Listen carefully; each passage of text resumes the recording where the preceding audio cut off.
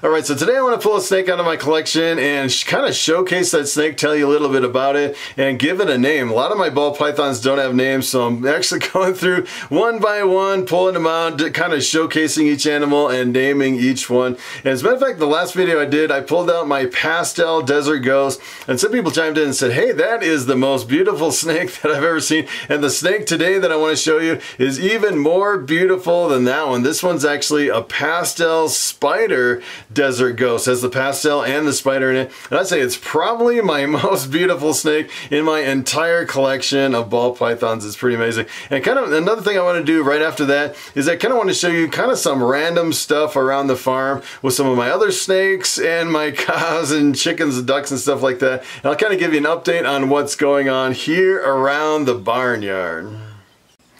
Alright, so take a look at this beauty. She is really big too. She's a really big snake. And I was actually trying to breed her this year. I don't think she's gonna go. I should do an ultrasound on her to see if she has any follicles, but she hasn't started eating yet, which is a good sign. She may still lay eggs this year. And look at how beautiful she is.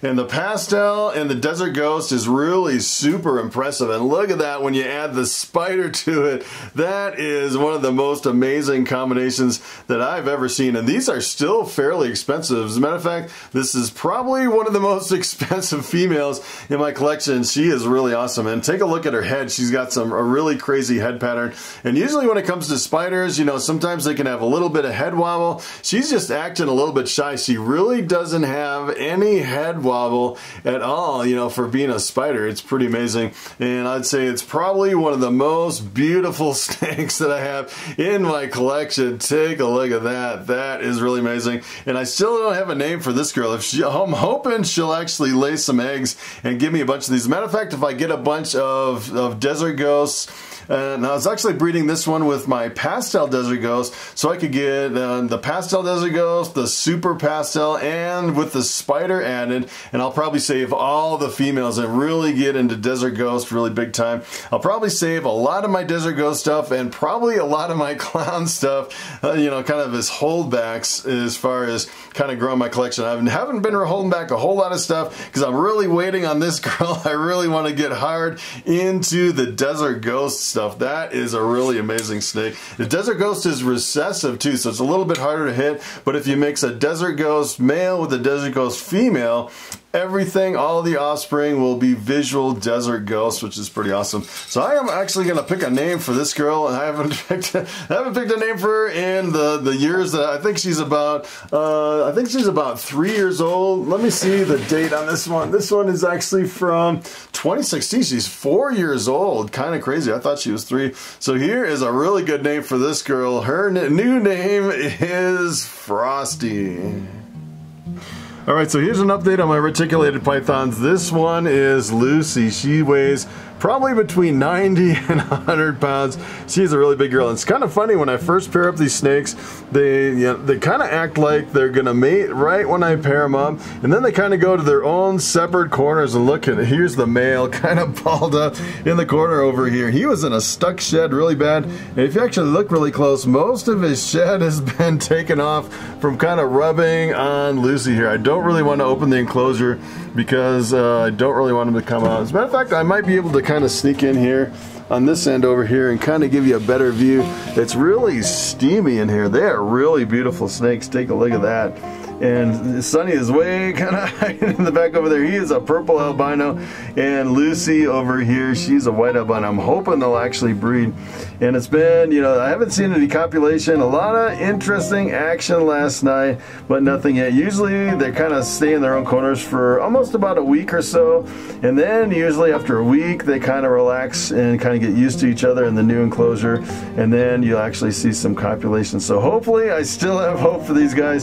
Hopefully I'll actually breed them and get some offspring. Alright, so every morning I go through every single snake tub and make sure they have enough water, kind of spot clean, make sure they have enough humidity and enough moisture in the substrate. And for my new hatchlings, these are my brand new hatchlings that just hatched out the other day.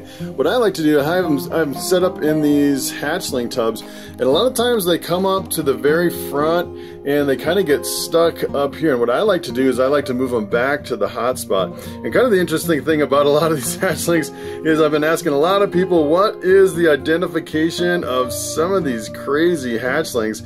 And I've been getting a whole bunch of different answers as far as what these actually could be. Some people think they're visual desert ghosts, some people think they're not.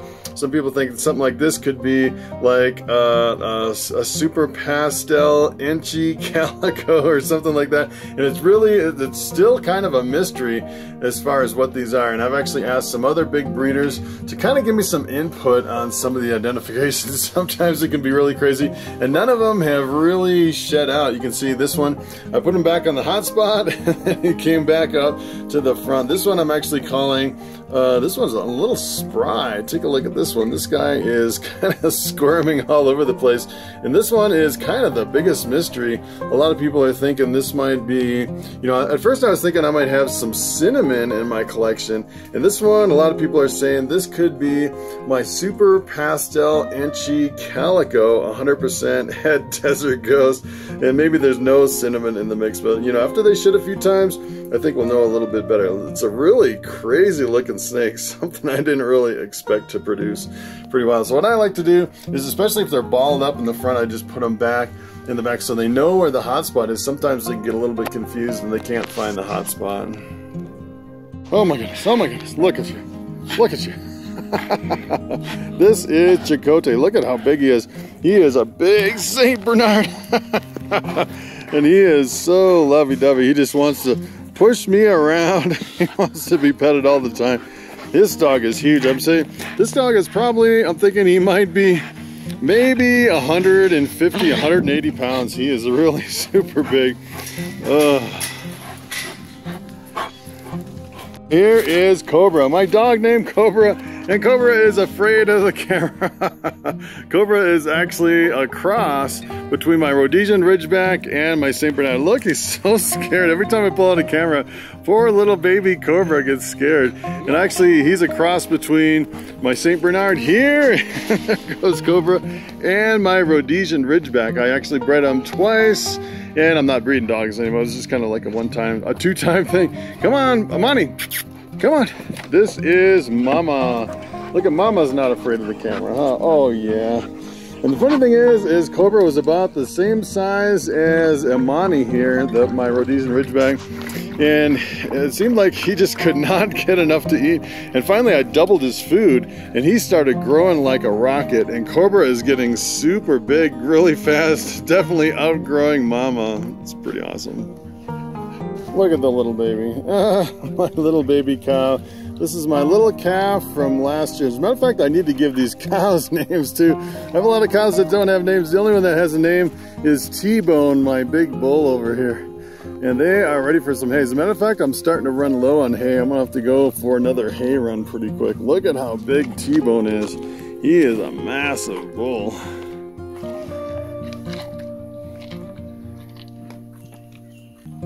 All right, so I have some Cayuga ducks. I've been keeping them penned up in this my bear-proof chicken coop that I built, super heavy duty. And I think today they're getting big enough so I think I can let them out and about for the day. Look at how beautiful they are. Really awesome looking ducks. They're starting to get some of the final color of kind of the final black. It's almost like a iridescent green sheen on their black feathers. Let's see if I can call one over here. Yeah, check. All right, usually these guys are really super friendly usually. If I can actually get one to come over, look at how friendly. Oh my. They're all like, I want to go outside, I want to go outside. So today, I usually keep them inside here, and today I'm gonna try to keep them outside. Look at that, they don't even want to go. They don't even want to go out, they want to stay in there. And I need to get them out here so they kind of have more of a free range, kind of an open. I actually fenced this little area in with this green fence, so they have plenty of room. And they're still kind of following me all over the place. And And I'm gonna try and leave them out here for a few hours. I think they might be big enough for the hawks and the crows are the biggest problem, and I would definitely want them big enough to where the crows can't really take one away. I think they're big enough and quick enough to where they can dodge most of the air predators.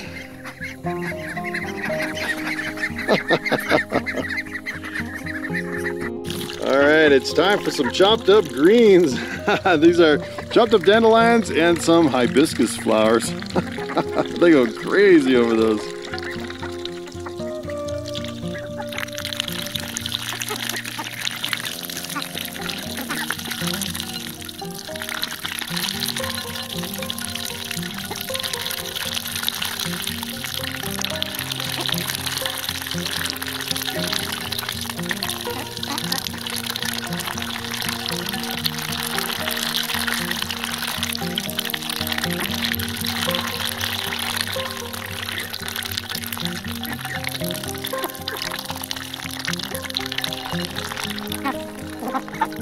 So here's another project I'm working on. These are Muscovy ducks. I hatched out 4 of them. I think I had about 10 eggs and only 4 of them hatched. And check them out. They're supposed to be one of the friendliest type of ducks. As a matter of fact, they're kind of halfway between a duck and a goose. They're not really related to ducks, and they're not really a goose. It's kind of an interesting kind of a bird. And the weird thing about these is they're supposed to be the friendliest of all the birds, like as compared to chickens and ducks. And kind of the other cool thing is they're one of the best birds to raise their own young. So they actually sit on eggs and hatch them continually. So this is like a little mini incubator. I can put a whole bunch of eggs underneath these guys, and they should hatch like chickens and ducks and a whole bunch of stuff. And that's kind of what I got them for, that they can incubate and take care of the young. Pretty awesome birds.